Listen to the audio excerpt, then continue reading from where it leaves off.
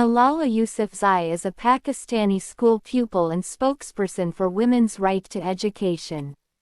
In retaliation for her high-profile campaign for education and criticism of the Taliban, she was shot in the head at close range by a Taliban gunman. She survived the gunshot wound and has become a leading spokesperson for human rights, education and women's rights. She has received numerous peace awards and was awarded the Nobel Peace Prize in 2014 along with Kailash Satyarthi, an Indian children's rights activist. Malala was born the 12th of July 1997 in Mingora, the Swat district of northwest Pakistan to a Sunni Muslim family.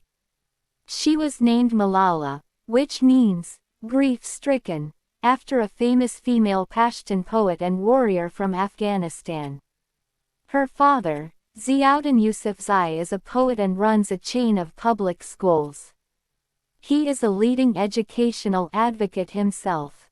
In 2009, Malala began writing an anonymous blog for the BBC expressing her views on education and life under the threat of the Taliban taking over her valley.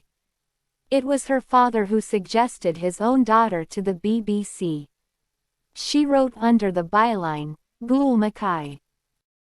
During this period, the Taliban's military hold on the area intensified. At times, Malala reported hearing artillery from the advancing Taliban forces.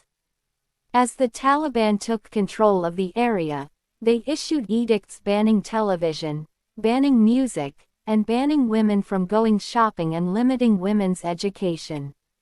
Many girls' schools were blown up and as a consequence pupils stayed at home, scared of possible reprisals from the Taliban. However, for a time, there was a brief respite when the Taliban stated girls could receive primary education if they wore burqas. But, a climate of fear prevailed, and Malala and her father began to receive death threats for their outspoken views. As a consequence, Malala and her father began to fear for their safety. Her father once considered moving Malala outside of Swat to a boarding school, but Malala didn't want to leave. After the BBC blog had ended, Malala featured in a documentary made by New York Times reporter Adam B. Ellick. She also received greater international coverage, and her identity about writing the BBC blog was revealed. In 2011, she received Pakistan's first National Youth Peace Prize, and she was nominated by Archbishop Desmond Tutu for the International Children's Peace Prize. Her increased profile and strident criticism of the Taliban caused Taliban leaders to meet, and in 2012, they voted to kill her. On the 9th of October 2012, a masked gunman entered her school bus and asked, "Which one of you is Malala? Speak up, otherwise, I will shoot at you all."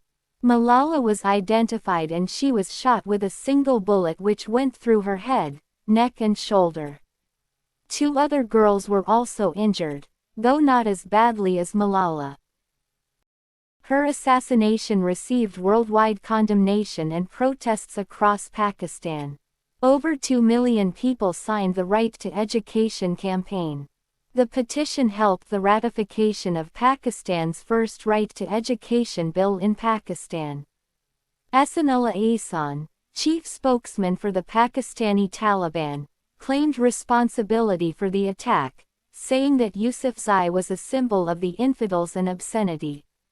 However, other Islamic clerics in Pakistan issued a fatwa against the Taliban leaders and said there was no religious justification for shooting a schoolgirl.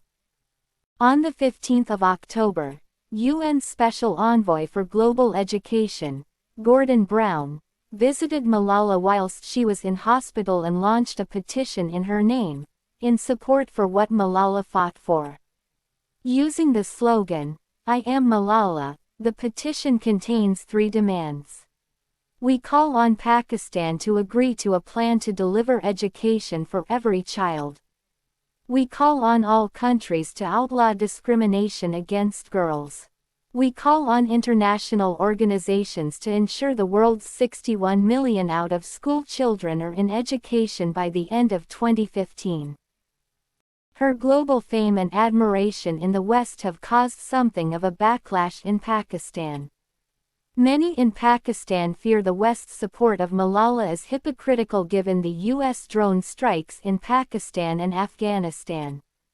Also, her plight highlights the unchecked militancy of the Taliban, which is a problem for Pakistan.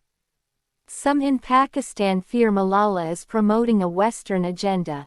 However, on her part, Malala is dismayed by conspiracy theories in her own country and is keen to portray her native Pakistan in a good light. Her BBC blog expresses such a sentiment. In October 2014, the Nobel Committee awarded Malala the Nobel Peace Prize, they said. Despite her youth, Malala Yousafzai has already fought for several years for the right of girls to education and has shown by example that children and young people, too, can contribute to improving their own situations. This she has done under the most dangerous circumstances.